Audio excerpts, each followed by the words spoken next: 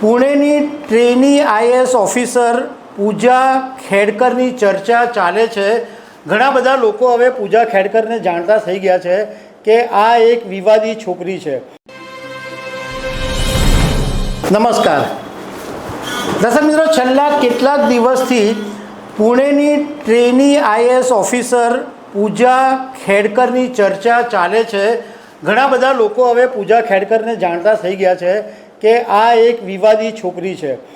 હવે આ પૂજા ખેડકર છે એ ફ્રોડ જ હતી અને યુપીએસસીએ એની સામે એક જબરજસ્ત મોટું એક્શન લીધું છે।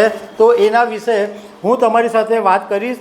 મારું નામ રાજેશ શાહ છે અને તમે જોઈ રહ્યા છો ખબર છે.com। દર્શક મિત્રો, યુપીએસસીએ ટ્રેની આઈએએસ ઓફિસર પૂજા ખેડકરની સામે મોટું એક્શન લઈ લીધું છે અને એની જે અસ્થાયી ઉમેદવારી છે એ રદ કરી દેવામાં આવી છે।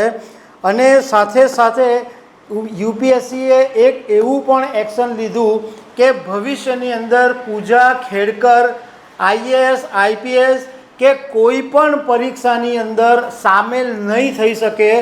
બધી પરીક્ષાઓ પર યુપીએસસીએ પૂજા ખેડકર માટે પ્રતિબંધ મૂકી દીધો છે।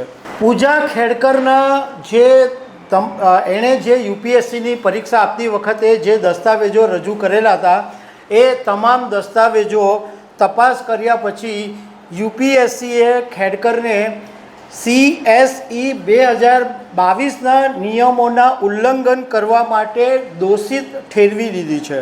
જોકે યુપીએસસીએ આ પહેલાં જ એવો સંકેત આપી દીધેલો, કારણ કે પૂજા ખેડકરને યુપીએસસીએ એક શોકોઝ નોટિસ મોકલાવી હતી અને પૂજાની સામે FIR પણ કરવામાં આવી હતી। યુપીએસસીએ પૂજા ખેડકરને જે શોકોઝ નોટિસ મોકલાવેલી એમાં એમ પૂછવામાં આવ્યું હતું કે યુપીએસસી 2022ની તમારી ઉમેદવારી કેમ નહીં કરવી એનો તમે જવાબ આપો।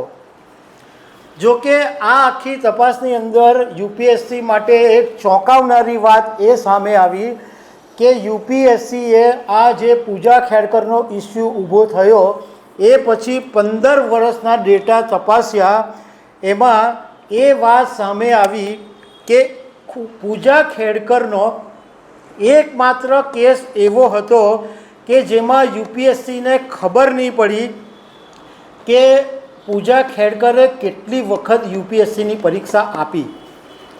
કારણ કે પૂજા ખેડકર એટલી ફ્રોડ હતી કે એ પોતાનું નામ તો બદલતી જ હતી દર વખતે યુપીએસસીની પરીક્ષા આપતી વખતે, પરંતુ પોતાના માતા પિતાનું નામ પણ બદલી નાખતી હતી। અને યુપીએસસી માટે આ એક ચોંકાવનારી વાત છે અને યુપીએસસીએ હવે એવું કીધું છે કે અમે ભવિષ્યમાં આવું નહીં બને એના માટે યુપીએસસી SOP મજબૂત કરવાની તૈયારી કરી રહી છે। જ્યારે મીડિયાએ સવાલ પૂછ્યો ખોટા પ્રમાણપત્ર બાબતને, પૂજા ખેડકરના ખોટા પ્રમાણપત્ર વિશે, ત્યારે યુપીએસસીએ એવું કીધું કે અમારા માટે મુશ્કેલી એ છે કે અમે માત્ર પ્રારંભિક જે દસ્તાવેજો હોય એની તપાસ કરી શકીએ છીએ, કારણ કે ઉમેદવારો દ્વારા જમા કરવામાં આવેલા દસ્તાવેજોની તપાસ કરવા માટે નહીં તો અમારી પાસે કોઈ અધિકાર છે કે નહીં અમારી પાસે એવું કોઈ સાધન છે।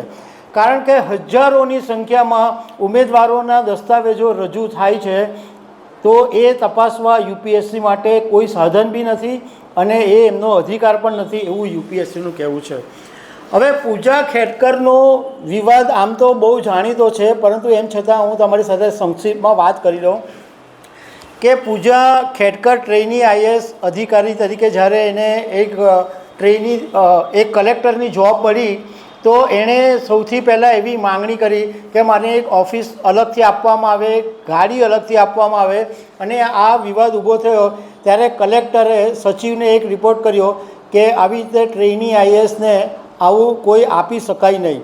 અને એ વિવાદ પછી એટલો બધો આગળ વધ્યો કે એ વાત બી સામે આવી કે પૂજાએ ખોટા દસ્તાવેજો રજૂ કરીને યુપીએસસીની પરીક્ષા આપેલી અને એણે વિકલાંગતાનો લાભ લઈને ખોટા દસ્તાવેજો એણે રજૂ કરેલા હતા।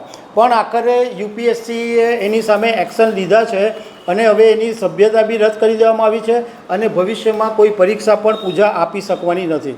તો દર્શક મિત્રો, આવી અનેક વાતો સાથે અમે તમને મળતા રહીશું। Thank you very much.